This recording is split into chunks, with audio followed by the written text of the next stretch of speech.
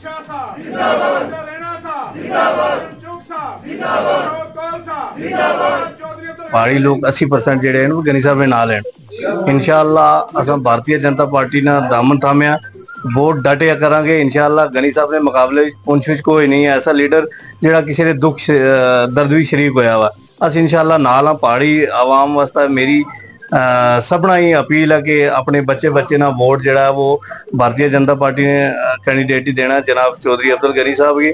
और उस बाद गवर्नमेंट ने बड़ा अच्छा एक सलूक किया पहाड़ियों नाल भी जड़ा रिजर्वेशन ना इस वक्त देखो कि पूरे मुल्क विच रिजर्वेशन है। हर सीट पर साड़ी जिस तरह पुंछनी सीट है ये गुजर कम्यूनिटी नहीं है, सुरनकोट और मेंढर जी है वह पहाड़ी कम्यूनिटी दी थी। पहाड़ी कम्युनिटी ना बड़ा एहसान है, इन्होंने एहसान ना बदला एहसान देना।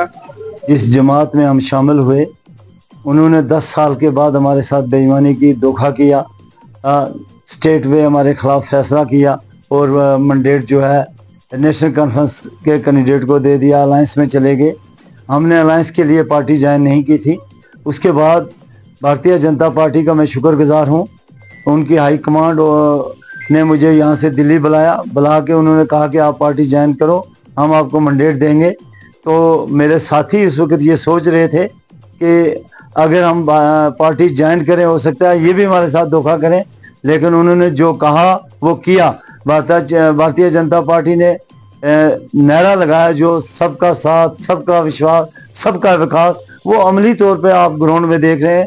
अरसा 10 साल में जितने भी काम हुए, आज अगर जोक दर जोक मेरे साथ तमाम सियासी जमातों को छोड़ के लोग यहाँ शामिल हो रहे हैं इस कारवां के अंदर, वो इसलिए शामिल हो रहे हैं कि प्राइम मिनिस्टर ऑफ इंडिया की वो गरीबों को ऊपर उठाने की जो पॉलिसी है, आज हर गांव के अंदर 250 से 300 तक मकान जो पक्के मकान बन रहे हैं। हमने वो दौर भी देखा है जब 1.5 मकान दिया जाता था नेशनल कॉन्फ्रेंस और